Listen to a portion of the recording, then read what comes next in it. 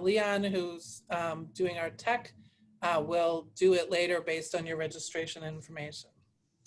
So this webinar on the retention of tradeswomen during the time of the viruses, COVID and racism, is sponsored by or hosted by the Policy Group on Tradeswomen's Issues. We are a multi-stakeholder collaboration that's met for about 12 years now. We're dedicated to crushing the barriers to women in construction and to prioritizing women of color. About 75 industry stakeholders have met bi-monthly for about 12 years. And we'll have information about how you can connect more with PGTI at the end of the webinar. We have done a lot to increase the numbers of women in the trades. There's more to do, but I want to just give you a little taste of what we've done. Next slide, Kate, if you could. So nationally, you may know our numbers of women in apprenticeship. Kate, that slide's a little weird. I don't know if you can fix it, but if you can't, don't worry about it. Are 3.4%. And in Massachusetts, through our integrated supply and demand strategy, we're now up to 9.5%. This is a document we share quarterly. 93% of the women apprentices in Massachusetts are in union programs. 87% of the people of color are in union programs. There's been a lot of effort to bring more women and people of color into the unions. Now that said, we've got, this lovely slide of an upward trend, but then this year, because of COVID, next slide, please, we have a serious drop off in opportunities. So roughly 2/3 of the apprenticeship, building trades apprenticeship programs in the state have either not decided if they're opening up this year or have decided they will not. There are 6 apprenticeship programs that are opening up, but they're all opening up in limited numbers. So this means there's going to be a lot less opportunity for new folks to come in, for new women to come in. Now, retention of tradeswomen is always critical, has always been from the beginning, because we haven't wanted a revolving door. But in this time of smaller new opportunities, one of the goals of this webinar is to say we really, as an industry, we need to turn our attention towards increasing retention. So we've asked 4 presenters to speak to 4 topics. We're gonna have a tight schedule on all this, so I will be, I'm sorry, interrupting everybody to say 1 minute warning, and then thank you, that's time, and thank you to everyone for helping us stay on schedule. All right, so our first topic is increasing retention, increasing the demand of women to work on the job sites. Susan Moyer was key in developing this strategy, and Maggie Duino has been a critical partner as an end user with the UMass Building Authority. So take it away, Susan.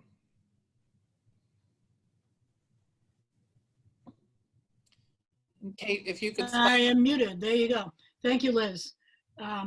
It's very exciting to have, there's 92 people on here just now. So many people attending this and talking about these critical issues. As Liz said, I've been involved with PGTI from the beginning. I am the research director of PGTI now. In a minute, I'll be introducing Maggie Duino, whose title at the UMass Building Authority is underwhelming. I'm hoping somebody else from UMBA might be here, because Maggie is called the compliance analyst, and she is, of course, the director of diversity and compliance at the UMass Building Authority. Before I introduce Maggie, I'll say a little bit about demand. Just demand, for those of you who might be new to our strategy, is just simply getting the women to work. Early on, we made an analysis of all the efforts to get women in the industry, heavily focused on supply, finding women, giving them some training, throwing them at a closed door. And we began to think about the demand strategy. Our first project you're looking at here was the Integrated Science Complex, the first building, new building on the campus of UMass Boston in decades, a very crumbling decaying campus at that time. This project was built under a project labor agreement that was negotiated primarily by Marty Walsh, who was at that time the head of the building trades and is now the mayor of the city of Boston. And as part of that project labor agreement and some of our city policies, there was an agreement that there would be 10% women on that project. I would say that from the very beginning, there were 2 people in the city who believed it could be done. And in fact, it was done. This project was completed in 2015. We had incredible access to it. There were 10% women's hours on that job and 34% people of color. We had, as part of our the development of PGTI, we had created a founding document, which is called Unfinished Business. It's available on our website. They analyzed our analysis of why women weren't in the industry and what it was going to take to get them in. And as part of that document, we identified bright spots. And these were places over the previous 25 to 30 years where women's numbers had improved. But all of those places up until that point, until we got to the slide, Kate, until we got to the integrated science complex, were all one-offs. And that was our goal, was to not have another one-off where women got the jobs, got into apprenticeship, maybe completed, maybe they didn't, maybe got the skills, maybe they didn't, but were not retained in the industry. We feel like this is critical to retention, is that women have to get jobs and they have to keep working. So our partnership at that time was with the UMass Building Authority. Maggie wasn't there at that time, but she has been, as I say, the Director of Compliance for some time now, and she's going to share with you how the UMass Building Authority has institutionalized what we began to learn together at the Integrated Sciences Complex and diffuse that out into all the building that UMBA does, and she'll talk some about what the results are. Take it away, Maggie. Hey, good afternoon, everyone. Thank you all for inviting the University of Massachusetts Building Authority to this wonderful event. We are very happy to be here. And again, as Suzanne said, my name is Maggie Dueno, and I'm the compliance analyst for the University of Massachusetts Building Authority. And I handle compliance on our construction projects on all the campuses located in Amherst, Boston, Dartmouth, Lowell, and Worcester. I can spend the whole day talking to you about all the best practices that we have implemented, but really I want to share a few best practices that have really worked for us. And as you can look at this slide, we have set goals for Dartmouth, Amherst, Lowell, and Worcester. We have 15.3% minority and females at 6.9%. And in Boston, we have a PLA in Boston, so we have different goals. We have 50% Boston resident, 25% minority, and 10% female. But overall, we have achieved 27% minority and 7.2 females. Can you go to the next slide, please? First thing that we did when I started working for the UMass Building Authority, after I met with Liz and Suzanne, I said, well, you know, we have to establish an AOC on all the campuses. So we have one now in Amherst, we have one in Boston, we have one in Lowell, we have one in Dartmouth. So in the next couple of months, we'll establish one in Worcester. So we are really looking forward to that. So we set and communicate our compliance goals with the general contractors and subcontractors in the bidding documents and contract documents. So everybody would be on the same page, knowing that we have compliance goals set on those projects. And we always recommend that they designate a compliance person to monitor compliance on their project and also build a relationship with subcontractors in the community. We work with our general contractors to conduct pre-construction meetings with our subcontractors coming on site so we can review their workforce projection to make sure that they come with the required core crew on day one. And corrective action meetings are also scheduled with subcontractors who are not meeting the goals, and we work out an action plan to help them meet the goals. Team approach, diversity and inclusion should be on every meeting agenda with the subcontractors. We tell our general contractors that every single day because we want to reinforce to them that compliance is a priority. We train all new general contractors, construction managers, compliance officers, and subcontractors. And we have a set of best practices that we also use finishing the job by the policy group in tradeswomen issues. It's a very good document. They have best practices for general contractors and also for subcontractors. Liz? We believe that we cannot do it alone. We know that, we all know that. So we try to do our best to collaborate with all these organizations. The PGTI group, we use their document that I just said earlier. And we also partner with the vocational schools as well, because what we do, we are part of the advisory because we believe in creating the pipeline. We have to create the pipeline because if we want to help our subcontractors meet the goals, we have to do our part as well. Pre-apprenticeship programs, we work with the building pathways, the youth build community works. We try to connect our subcontractors to these programs so we can help them build their core as well. Apprenticeship training programs do the same thing. We connect them with our subcontractors. Building trades unions, we definitely have to work with them very closely because they have the supply. We have the demand, they have the supply. So we want to make sure that they know that we have all these jobs that they can help us, build the workforce. Community organizations, we deal with all community organizations that deal with workforce development because we really need help meeting our compliance goals when it comes to 6.9% women. That's a very high goal, especially now. And Maggie, did you have the final your current numbers on what your percentage is? Did you have that in there? What your percentage is now? And do you know the dollar amount of the work that you've done? I don't have the dollar amount of the work that we've done now, but it's overall 7.2%. Yeah. And I can tell you guys one thing that I forgot to mention.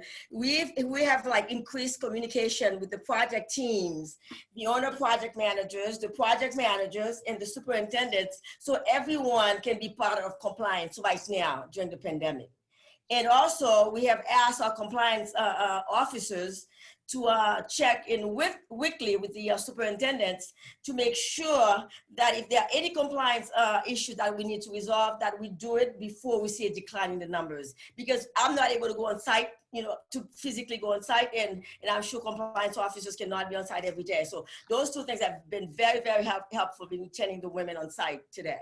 Thank you, Maggie. I think emphasizing that everyone, top to bottom, the owner's commitment, we often hear the owner needs to be on board, but that's often the first meeting the owner says we'll do it, and then they don't institutionalize the practices. Kate, if you could go to finishing the job.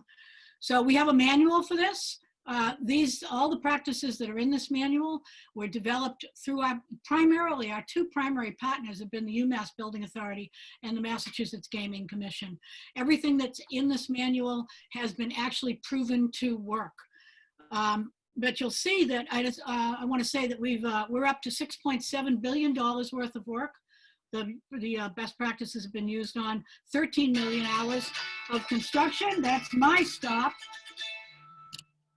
And 13 million hours of construction and 7.66% of hours for women. And finally, I want to say, why are we doing this? Because union construction saves lives, union construction builds families, and we need the union sector to be the leaders in diversity, to continue to grow the work and be able to employ more workers and especially more women and more people of color. Thank you. And I've noticed a few people are putting questions in the chat. You're welcome to do that. And if any of the speakers want to answer them, we've lost the time for questions by having the participatory work at the end, but we'll also, so feel free to put questions or recommendations, success stories of your own on the chat. We may compile them if there's enough there at the end. And there will be an email at the very end if you have additional questions to follow up with any of the speakers. So thank you. So demand is critical. This was our first game changer. You can't just do supply. You can't just do pre-apprenticeship training. you got to also increase demand. Kate, if you could put the next headshot slide up. So we've done a lot of work. All the places we can get data, half of the women we've been able to bring in the last 10 years are women of color. This is an important priority to us. And we want to make sure that racism doesn't drive them out of the trades. And so now we've got a little piece on racism and action steps needed. And we get a nice range of experience from Alexis, who is a third-year apprentice sprinkler fitter, to Leah, who runs an apprenticeship program and has been in, I think, 33 years. So to talk a little bit about ways to make sure racism isn't driving women out of the trades and what would be helpful for the rest of us in the industry to do, let's start with Alexis. Thank you. Thanks, Liz. Hi, everyone. My name is Alexis Jones. I'm actually a fourth year, Liz. Oh, sorry. Congratulations. Thank you very much. One more year to go. In my fourth year of my apprenticeship with the Sprinkler Fitters 550. It's been a tough, I mean, the year's not even over, but it feels like it's been a whole year. So it's been a tough run for me as an apprentice. I came through building pathways. I really appreciate everything that they've done for me in getting me in the door. But this pandemic has definitely shed a lot of light on racism and the need to have these conversations, as well as talk about what the people in this room, in this chat, can do for individuals such as myself. The conversation that we had prior was a really great segue because they, you know, Susan and Maggie have all the information. And at the end of the day, that information helps me as an apprentice stay informed, but it also helps keep these folks, the GCs and all these other entities, responsible. So my take on what I have encountered is that the racial portion of it really comes from being shut out of the conversations. And it is very important to make sure that we have conversations with our apprentices that are willing and that want to be in these rooms about who we are. Who are you? How do you help me? Now, everyone here, the 100 folks that are here, they now know who I am. I'm a sprinkler fitter apprentice in my fourth year with 550, but I need to know who you are and I need to know how you're going to help me in the long run, because we are working together. The contractors, the GCs, the other, you know, foremen and people on the job. You guys really have the key. You have the key to make me a better person, a journeyman, a fitter in the future, but also you have the keys to help me inform other apprentices, other Black women that are from Boston, such as myself, how we can keep ourselves in the game. I have lots of conversations with folks and it's really helping me to be really informed. And what I'm asking for the folks that are in the room that are taking notes and hopefully really here to try to help is that I'm asking for you, when you walk into these spaces, when you see a Black woman on the job, that you introduce yourself, that you let them know who you are. When you see a Black woman construction worker in these rooms, that you talk to them, because what I'm finding is there's a divide. The conversation is not happening. I don't know how valuable your knowledge is if it's not being shared. And that's really what I want to highlight today. The conversations can happen, and yes, it's hard work, but there's a block, there's a disconnect. We remain ignorant and not informed. And I can only stay in the place of an apprentice and future journeyman if I'm not being informed that there's more out there, if that information is not being shared with me. And I do force myself, if you will, into these spaces, because I know at the end of the day, I don't want to always be hanging pipe. Yes, I enjoy it, but I also want to inspire. And at this particular time, I'm taking all of these things in so I can pass it on to the next set of apprentices or building pathways graduates so they can continue to be inspired, because it is more than just the work that is being done to put up these great buildings in Boston. It's also making sure that the legislator and all the laws and all the hard work, the written work, is being adhered to. So when I'm on the job, I can look around and I can say, oh, Susan and Maggie were helping do this, and I know the numbers now, and I can talk to someone to make sure that it's continuing. And that's why I'm here. I want us to have conversations. I want folks to feel comfortable with introducing themselves to Black women and Black men on the job that are construction workers, because it's going to make all of our jobs a lot easier at the end of the day. I'm out of work. I've been out of work for a while. And it's very frustrating because my hours need to You got meet about 20 my, seconds left, Alexis, sorry. all right. my school hours and my work hours are very necessary to me in my apprenticeship. And at the end of the day, I need people that are going to be in front of me and behind me, making sure that I'm getting that education, Great. that I continue. Thank you so much, Alexis. Really important perspective. A lot of our apprentices are out of work, and in some projects, it looks like the women and people of color apprentices are out of work at a higher rate. Absolutely. Switching over to Leah. Good evening, everyone. I just want to say first that it really is it's exciting for me to be teamed up with someone like Alexis, because that confidence that she has, I certainly didn't have it when I started, and it's certainly one of the advantages of some of the younger generations coming in, is that they know how to speak their piece and get us to listen, which was the difficult part probably for my generation. But I just want to say touch on a few things that Alexis said about having the conversation. The reason why so much focus is now on racism is because people are talking about it. People are actively, everywhere you go, they're talking about Black Lives Matter. They're talking about police brutality. And it's uncomfortable. I'm sure not just for people that are people of color, but for those that aren't people of color. But it is a necessary conversation for things to change, which has been the case throughout our history, and it certainly doesn't change within our industry. Liz mentioned 33 years in the trade. February will be 33 years for me, so I'm 32 and a half, or 3/4 years old in the trade.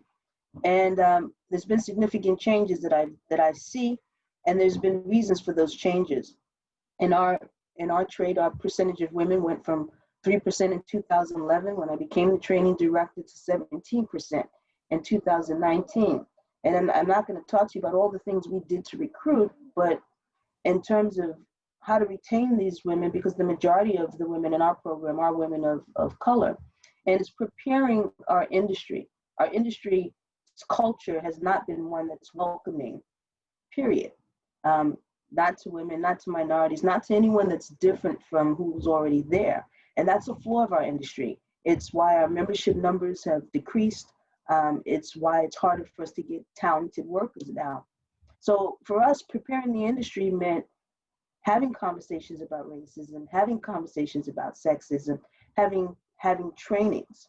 So it's one thing for women to be in, but if you're going to keep them there, they have to be trained equitably and be in an environment where they can learn. And this is especially the case of women of color who experience a greater degree of sexual harassment and discrimination than white women, which in our trades.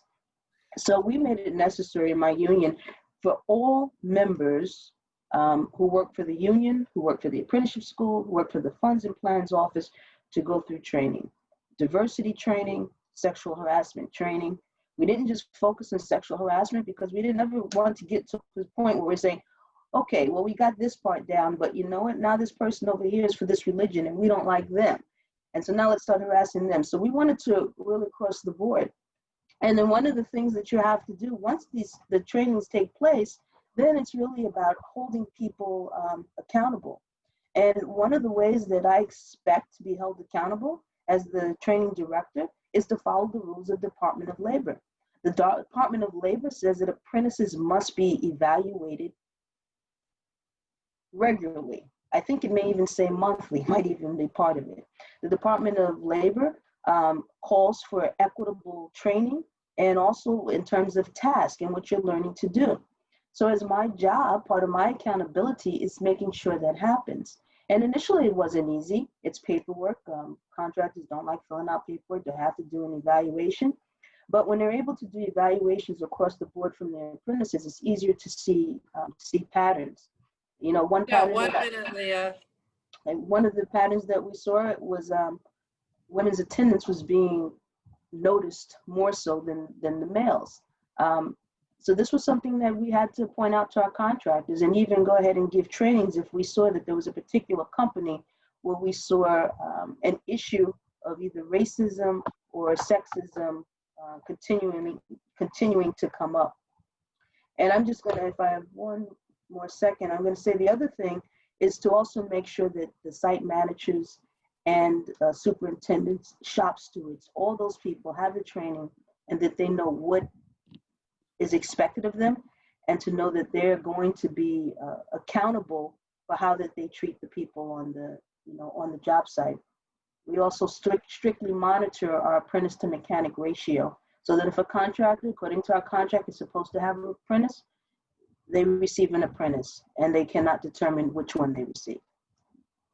Great, thank you, Leah. And if anyone's not familiar, the new 2930 federal regs to do with EEO and apprenticeship require that anyone in any contact with any apprentice get diversity training.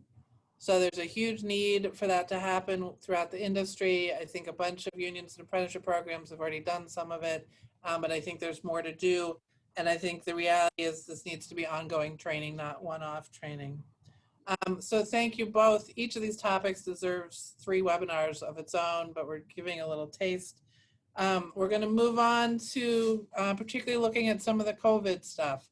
I think there's 2 critical impacts that COVID has had for women in the trades. One is the economic downturn and the historic tendency for subcontractors in particular to have an all-white male core crew. And so when there's a downturn, the women, people of color get laid off. We've got a GC who has done a lot of work to change that. He'll speak about that in a moment.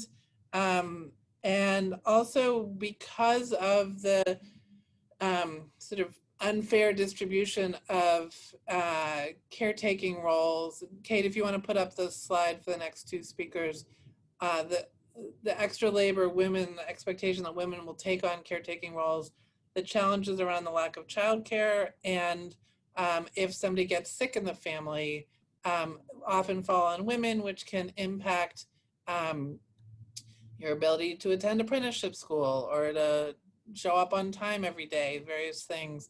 And both of our next 2 speakers have done a lot that they'll speak a little bit about to be flexible around these increased caretaking roles and to ensure that women and people of color aren't getting unemployed more during this economically challenging time. So we'll start with Zivin Drake with the Carpenters Apprenticeship Training Fund. Awesome, thanks Liz. Good afternoon everybody, my name is Zivin Drake. I am a technical coordinator here at the North Atlantic States Carpenters Training Fund. I have been put in charge specifically of rolling out and maintaining and enforcing all of our COVID-19 protocols. We are not training currently at full capacity. We're at about 1/3 capacity. It's been going very well. I'm going to run you through some of the situations that we have set up to keep all of our members safe. Ultimately, it's all about safety and ensuring that our members and our staff feel safe returning to training. Logistically, it's been incredibly challenging, but we've had great success, knock on wood, so far. We haven't had any positive cases. As I said, this is logistically very, very challenging, but if you do it the right way, I think it's very, very doable. So when we talk about the OSHA hierarchy of controls, from number 1 being the most effective to 5 being the least effective, we have elimination, physically removing the hazard, substitution, replacing the hazard, engineering controls, which isolate people from the hazard, administrative controls, which change the way that people work, And then finally, the least effective, PPE, to protect the worker with their own personal protective equipment. So as far as eliminating the hazard goes here at the Carpenters Training Fund, if you are positive or symptomatic of COVID-19, we're asking you to stay home, please. All of our training is voluntary through calendar year 2020. If anybody, it's none of my business who has young children or elders that they're taking care of. I'm not going to ask any follow-on questions. If an individual feels that they are not comfortable coming to training, we're voluntary for now. We are encouraging, and we have developed some distance learning classes to facilitate the continuation of training to our members. So we highly encourage apprentices and journeymen and women alike to take advantage of our distance learning. It gives people an opportunity to stay on top of their training, but to do so safely in the control of their own home environment. Additionally, childcare is incredibly challenging, can be challenging to find right now. So the ability to allow individuals, male and female, to train at home has been something that most of our members have taken advantage of. It's been a huge success. All of our meetings right now are taking place via Zoom. I feel like if I sit through another Zoom meeting, my head will explode, but unfortunately, this is the world we live in, and that's the elimination of that hazard that keeps everybody safe. Our information sessions are all online via Zoom. Again, it's a challenge to have 100 people on a Zoom screen, as we know, but it's what we have to work with. Our indenture sessions are all online. Our board of trustee meetings, everything is online. We're not gathering in large groups. Our auditorium is shut down for the moment. We have fully functioning dorms and a cafeteria out here at our Millbury campus. Both of those are shut down right now. We can't guarantee, our bathrooms in our dorms are not single use, so we can't guarantee that people won't be doing whatever they're doing in the bathroom together. So the dorms right now are off limits. We're putting people in single occupancy hotels if they are over 60 miles from our training facilities. As far as engineering controls, isolating people from the hazard, we have plexiglass up around individual work pods wherever we can. For example, our floor layers, they have their own little pods with plexiglass in between each other just to minimize the amount of breathing and droplets that are flying through the air. We also have plexiglass around all of our administrator desks, same thought process being the less spit you have going back and forth, the less aerosol droplets, the better. All of our restrooms here on campus are single use right now. Each class has its own separate entrance and exit, their own bathroom, their own hand wash station. The thought being that if we do have a positive case, it's going to be much easier to contact trace that way. Administratively, we're doing very minimal classroom instruction right now. Again, that's just an opportunity for people to huddle around each other. So we're primarily in our shops right now. In the event that we have a quick training that needs to be done, we're socially distancing everybody. Everybody is mask compliant across all of our training facilities. 1 minute left, Zivin. Copy that. Everybody fills out a questionnaire before they come to school stating, whether they may or may not have been exposed, have any signs, symptoms of COVID-19. And then finally, the PPE to protect everybody. Everybody is wearing a mask or a face shield, gloves, glasses as necessary for whatever the task is at hand. Hand sanitizer is all over our building, plenty of signage everywhere. And then ultimately, what it comes down to is the need to reschedule individuals, male or female. Typically, all of the child and elder care falls on women. We're doing whatever we can to accommodate that need, whether that be the individual who needed to be rescheduled to our Boston facility to get her mother to chemotherapy, or the woman a couple weeks ago who had an emergency with her child at daycare. We said, go get your kid, call us back, we'll reschedule you and work with you as best as we can to get you trained and up to speed. So this is a marathon. This isn't a sprint. Be disciplined, be accountable, take care of yourselves and each other. It's a challenge. Thank you so much, Zivin. Absolutely. Switch right over to John Walsh, who works for Turner Construction. He is the trade director, if I've got it right, and supervises almost 300 carpenters and union carpenters and laborers that work for Turner in New England. So over Thanks, Liz. Are you trying to get me a title bump as well? Sure. We want all of you to get title bumps. I'll take it. Yeah, I am John Walsh. I'm the trade manager for Turner Construction. So just to briefly hit on what we are doing outside of the normal COVID controls, is right now we're working with other GCs in the Carpenters Union to try to get flu shots readily accessible near job sites so people can get flu shots during the workday, and they can schedule it. And maybe if it's more accessible, people will be more likely to do it. We've worked with a lot of owners to either subsidize or get free parking to try to minimize people carpooling, which will just help with the separation. As early as possible, this was kind of pre-COVID, but is also pushing stronger because of COVID. We're pushing for hard plumb bathrooms with hot water. They're easier to maintain. It's a more sterile area, and it's just a more comfortable environment for our workforce. And then every week since the start of COVID, the CEO of our company has a live discussion with everyone in the company. It started with COVID. It's gotten into Black Lives Matter. It talks about Turner's health. It talks about the economy in general. And this has been a great opportunity for people across the company to ask hard questions of the leaders, and to hear, and also hear how different parts of the country are being affected by COVID and systemic racism. And it's truly been amazing to hear people's different stories just coming up through this industry, and how race has affected their lives and their career. And then we've also introduced a racism training. It's a 4-part series. This is the same training that our staff goes through, and every single trade person that works for Turner. And it's every month for the next, it started in September. So what I've seen so far with Turner and the women that work for us is they bear the brunt of all the family needs. So and working in the trades, they don't have the option to work from home when something comes up. So in general, we've seen they've been slower to come back due to childcare issues, no schools, no summer camps, daycares being closed. And this, always predominantly falls on the women to deal with these issues. They're more likely to have to miss a day due to, a sick child, their backup plan fails. And they're also caring for the older, sicker people in their family. So they're more likely to have to miss work or take a layoff. And due to all this caring and nurturing, they tend to have to be quarantined more. So that's just a natural, not natural, but it's what our women are having to deal with much more than men we're seeing in the field. So what are we doing about it?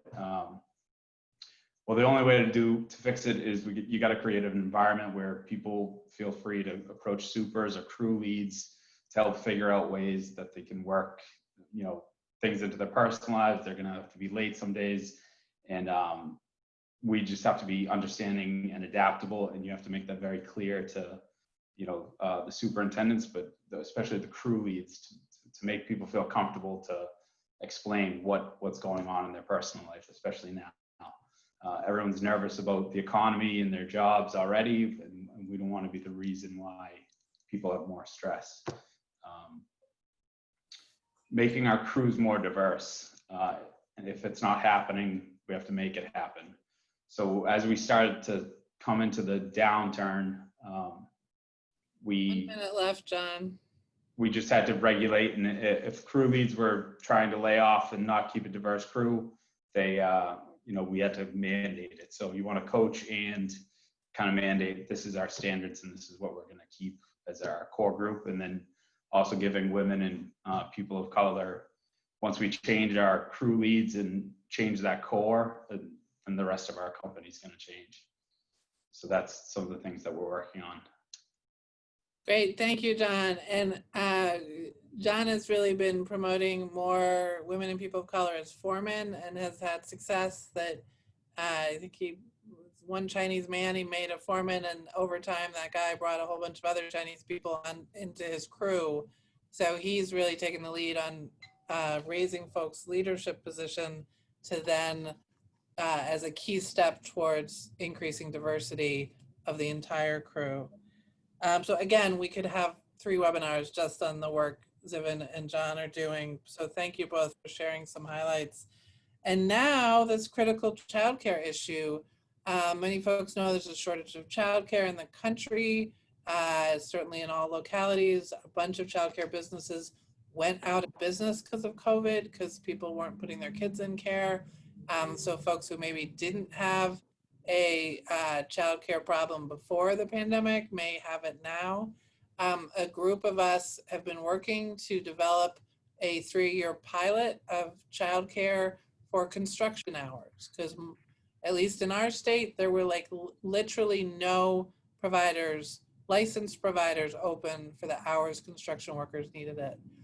So with that little intro, I'll pass it on to our coalition lead, Lindsay McCluskey. Thank you, Liz, and thanks for including me in today's webinar. I'm glad to hear that childcare has already come up a few times. I'm Lindsay McCluskey. I'm the Deputy Director at Community Labor United in Boston, and my organization convenes a coalition called Care That Works. We're focused on confronting the growing childcare crisis, as Liz mentioned. Prior to the pandemic, we were already doing a lot of work to try to assess and build solutions around the childcare challenges that are faced by people who work in the trades. But we also know that, you know, the childcare crisis is bigger than that. Massachusetts is one of the most expensive states when it comes to paying for childcare. The childcare subsidy system is very underfunded, and tens of thousands of families are on waiting lists.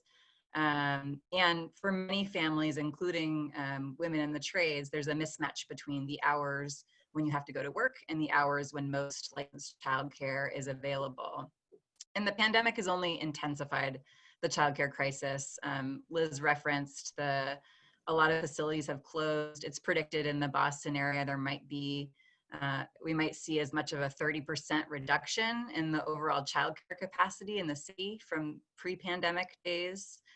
And now we also have the added challenge of families who's typically relied on public schools for their kids to be during the day are coming up with new arrangements for their kids to be safe and supervised during their remote learning. So there's just a few challenges going on in childcare. But for this conversation and for tradeswomen and women who want to enter the trades, we know that childcare is a barrier.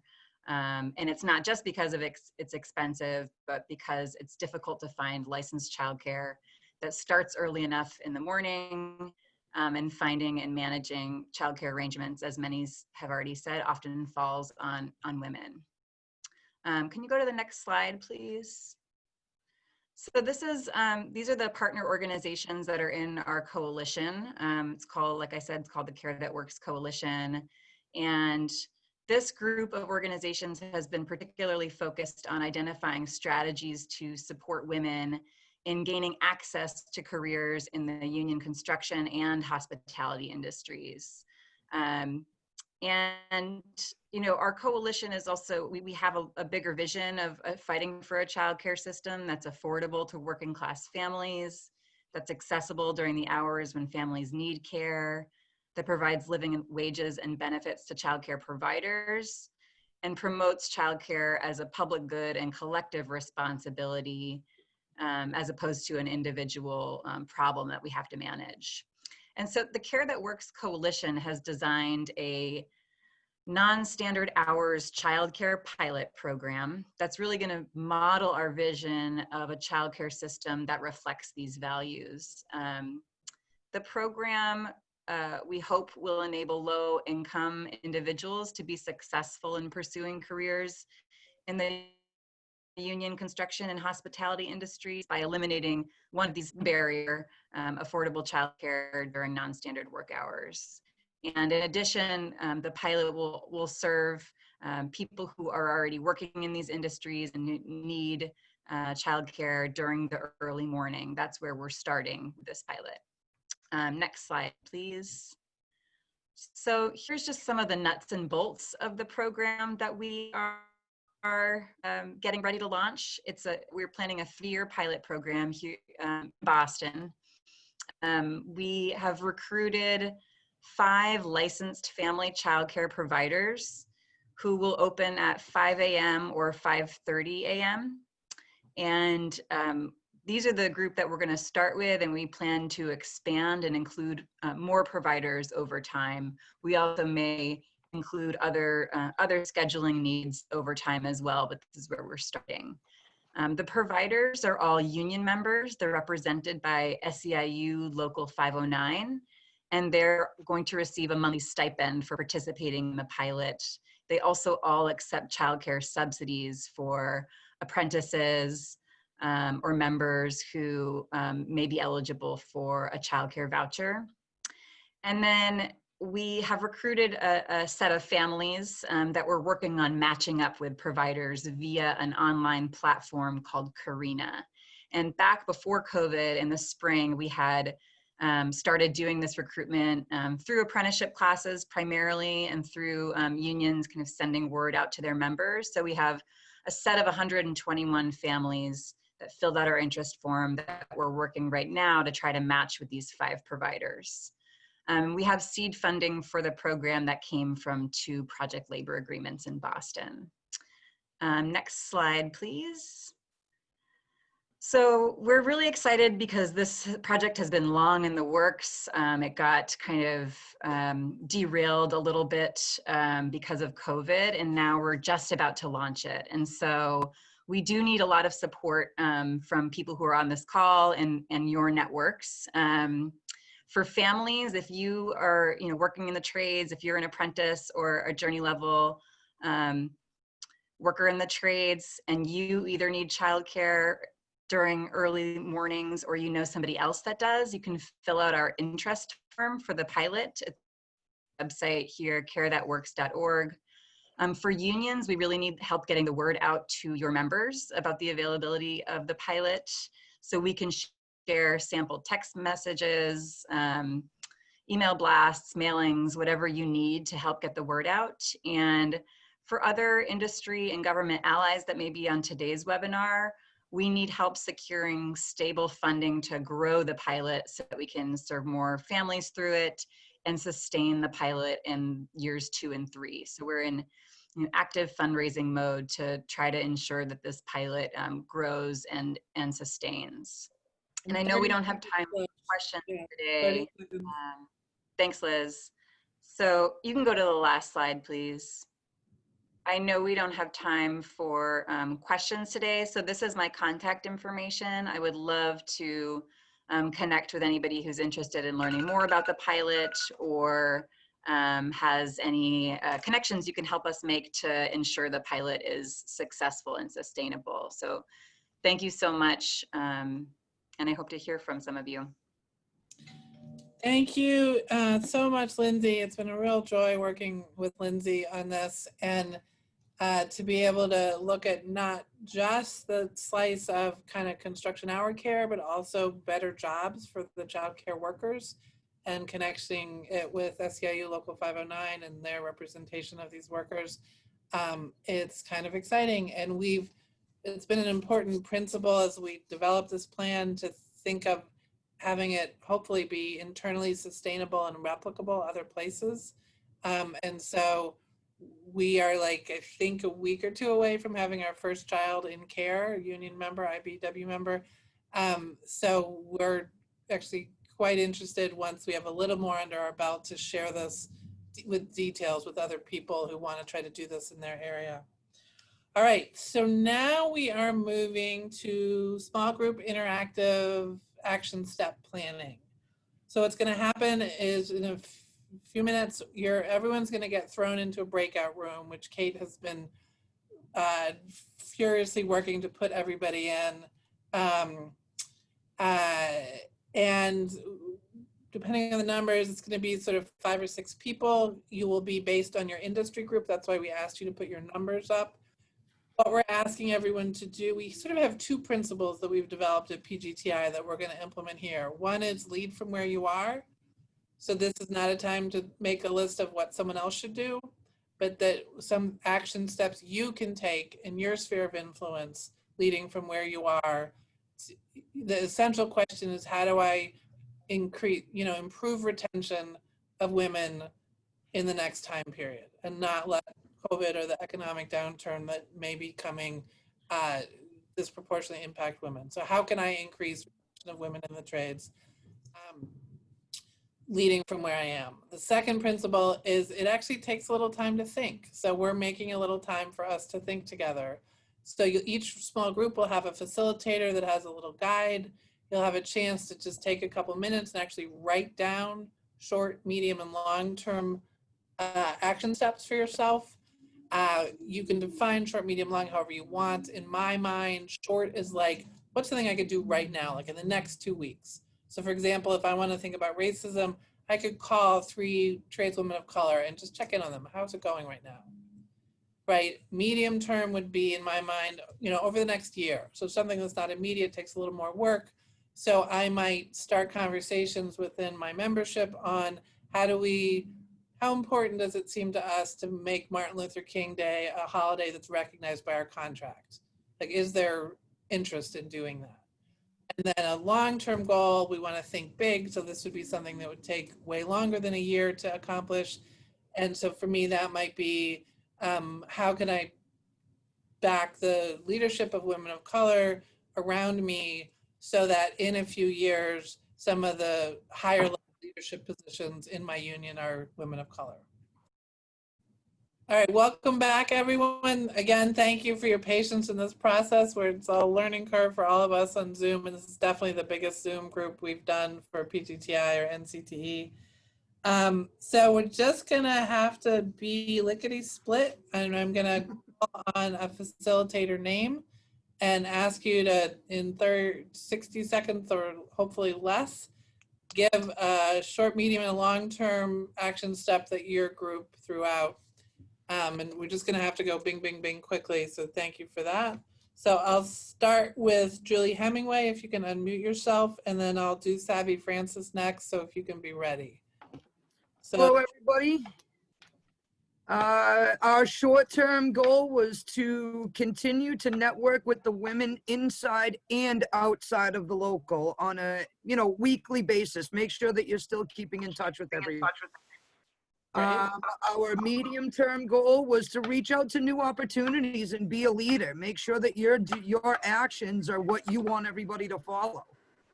And our long-term goals is to attend the union meetings, make a presence, get together with the women in your local, know each other, have your phone number, and continue to show up and support the local that's given so much to all of us.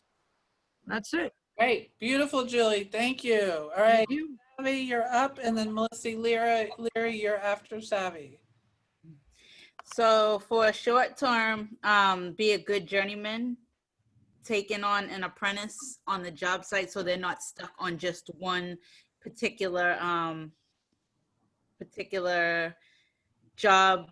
I just lost my train of thought. Yes, One job particular- tech. Yes. Yeah. Yep. A steward. Think about being one to be able to help out the journeyman and even the foreman, to be that voice, the middleman. And a general, for the long term, be a general foreman or try to become an outside super because they know more what's going on with the job, attending meetings with the general contractors, and they're more knowledgeable. Super, thank you, Savvy. So Melissa, you're up next, and then John Walsh or Dominique Cave, whichever one of you wants to report from your group, you're after Melissa. So we got a little cutoff at the end, finding a long-term goal. So our short-term goal is figuring out all the women in the local and either visiting a site if you're a business rep or if you're a person out in the trades, getting in contact with them. A medium goal is to open up patient conversations with people that you work with about racism, sexism, and giving people time to process the information. And our long-term goal, unfortunately, got cut off at the end there. So. All right, that's a good thank you for those. So either John Walsh or Dominique Cave reporting from your group. Hi. So for our short-term goal, our goal was to just pretty much introduce ourselves to other tradesmen and women and build relationships on the job and inside and out the jobs, and make the workplace more welcoming.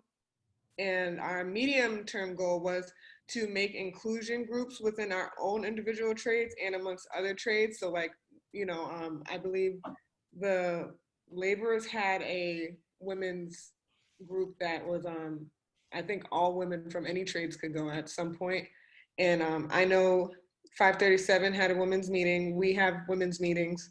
So, just a group where it's a safe space for us. And then a long-term goal was to basically get women in those higher positions. So, push them to be more than just a worker bee and, get them to be those general foremen, those outside supers, and those project managers. Great. All right, I think we're moving now. I think that's all the rank and file groups, although if not, we'll swoop them up. So we're moving now to union staff and apprenticeship staff. I think Dan McNulty, do you next, and then Lisa Clausen on deck after Dan. Sounds great. Luke is going to report for our group.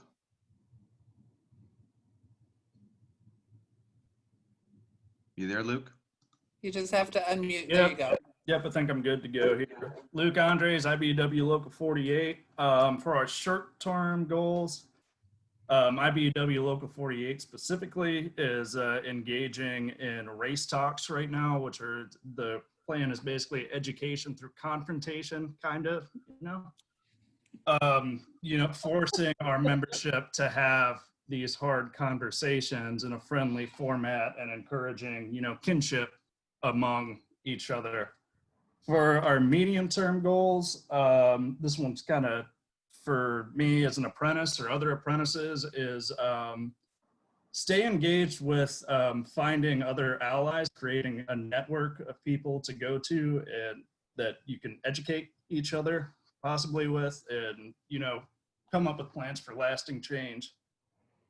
And long-term was to restore the dignity of our trades for everyone. They say it's the original 4-year degree, and I think our culture overall, for as far as how we treat men and women in the trades, we could do a lot better. All right, thank you so much. So Lisa's next, and then Andrew or Jill, I think you're in the same group, whoever's reporting from your group.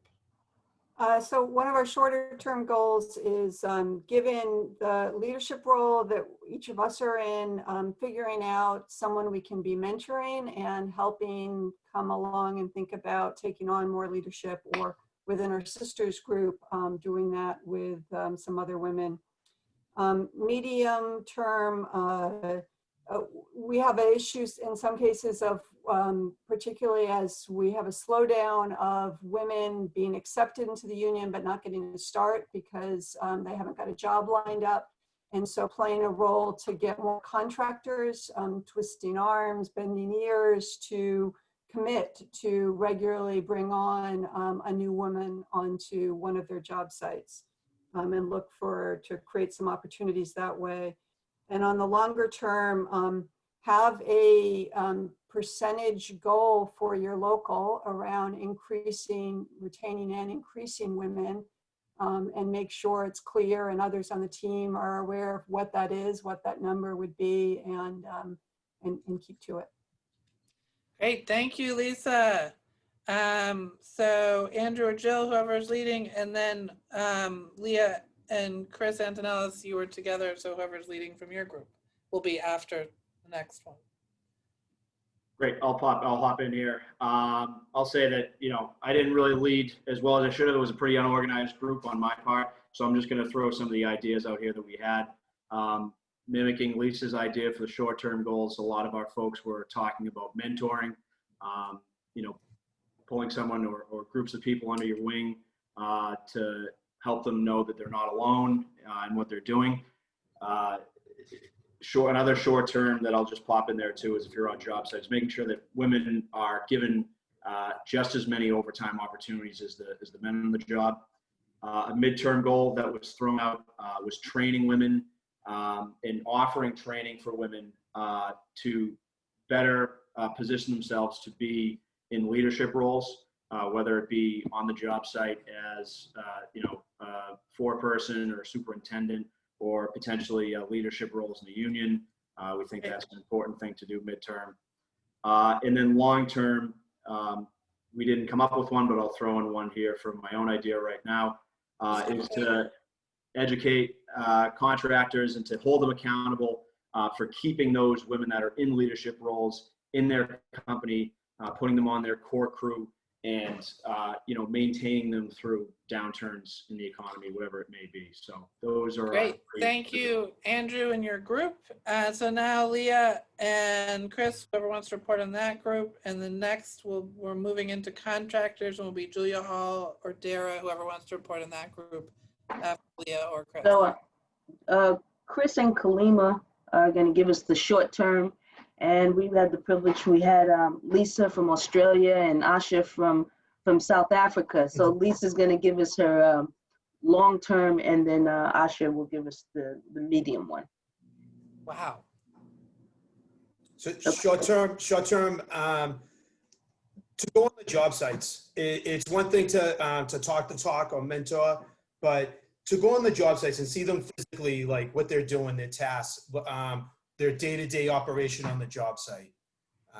And I think that firsthand look, I really want to do that. I really want to go on the job sites and see the apprentices, especially with the COVID, what they're struggling with, and how they're performing on the job, especially the females and the minority. Awesome. Hi, this is Kalima with She Metal Workers in the DMV area, Local 100. And another short term is I was hired as an instructor in the JETC, and I make it my business to introduce myself to each and every female, all apprentices, but the females especially. I make sure I extend my number and let them know that I'm a point of contact if ever they need to talk or have any issues to deal with. Great. Who's next, Leah? Lisa? Hi, brothers and sisters. Lisa from the CFMU Construction Division in Australia, Victoria. The long-term plan we're working on is to develop union agreements with our builders and our contractors to attract, recruit and retain women. And there's a lot in that, obviously, but compulsory requirements or mandate tasks around compulsory gendered violence training, safe, respectful workplaces, better parental leave provisions, flexible working hours for all workers, We gotta move on to Asha, Lisa. We gotta move on. Asha, go ahead for yours. I'm quite happy to leave it to Lisa. Lisa's pretty much covered what I said, but probably a lot more eloquently. So Lisa is bringing very much a national perspective, and I come in from a global perspective, and much of the discussion here has been a very, very practical level discussion about what you can do at your workplaces, which for us is really a nice thing to be a part of. Thank you very much. Thank you. All right, Leah, are you set? Yes. All right. So Julia Hall, Dara, you guys were together, whoever's that, and then Susan Moyer, you're after them. Okay. Julie's report. Yep. So our short-term goal was to put Alexis back to work. So please make sure her info was disseminated. Our medium goal was to continue the campaign on zero tolerance by making sure that all stakeholders, GCs and subs are educated continually, not just once a year, but have some type of a quarterly training or what have you. And our long-term goal is to include finishing the job subcontractor best practices in our boilerplates to our subs. Woohoo! Thank you. All right, Susan, and then after Susan will be Lindsay. We had a very small group. There were 3 of us. Valerie and Teresa are both new to the industry. Valerie's a social worker with non-traditional and with new in New York. I can never remember, non-traditional employment for women in New York. And Teresa's a second-year apprentice in Portland, Oregon. I think the 2 things, I gave them their long-term strategy, which is to stay in the industry, make a career of this, and be leaders of the future. And then I think that the other thing that that both the women emphasized was really the value in networking and continuing to build networks among the women in the women in the trades, particularly women who may be more isolated and are facing some of these challenges and need the kind of support that they can get from greater networking. Great, thank you, Susan. So Lindsay, and then after Lindsay will be Jeff Parati. I think Janine's going to give the update from our group. Thanks. Unmute, okay. So the short-term goals for our group, number one, was to try to get the handbook that was discussed into as many hands as possible. And to get some of the participants that are in on this call today into more of the conferences that are taking place nationally and globally. The other was to push diversity training on job sites as much as possible, and to encourage longer term to encourage child care initiatives. And mine in particular was recruiting people, women and people of color, without conflicting with other organizations. And amidst COVID, finding out where to place them. And doing it successfully. Great, and I will tell you, buildalifema.org, which I'll put in the chat, for at least Massachusetts-based people, is a great place to connect to those opportunities, because we'll give people hot off the presses information about which apprenticeships are open.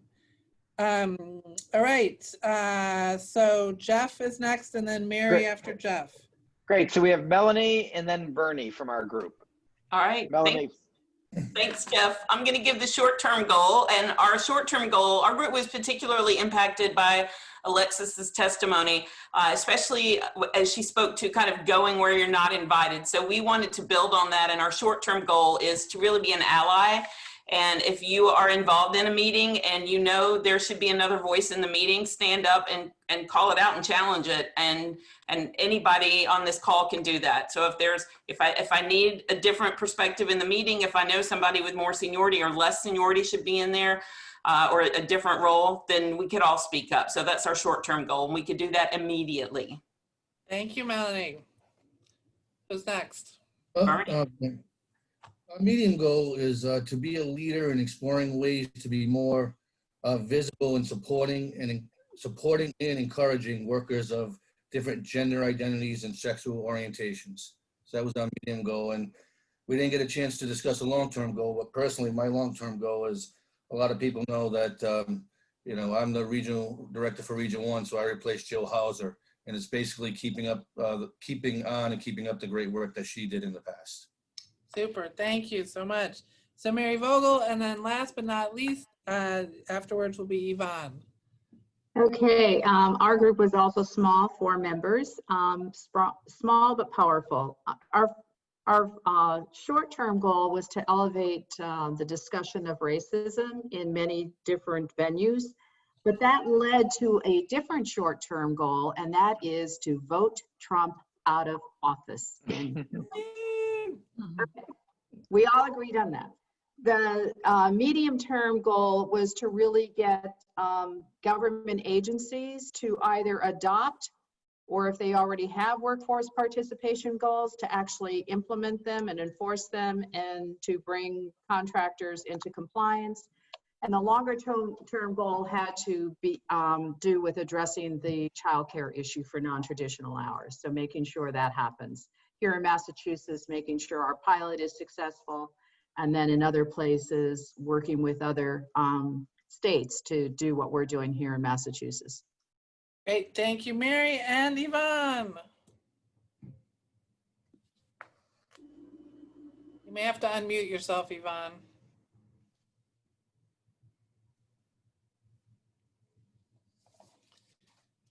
Is Yvonne still with us? Yvonne, we're not hearing anything if you're talking.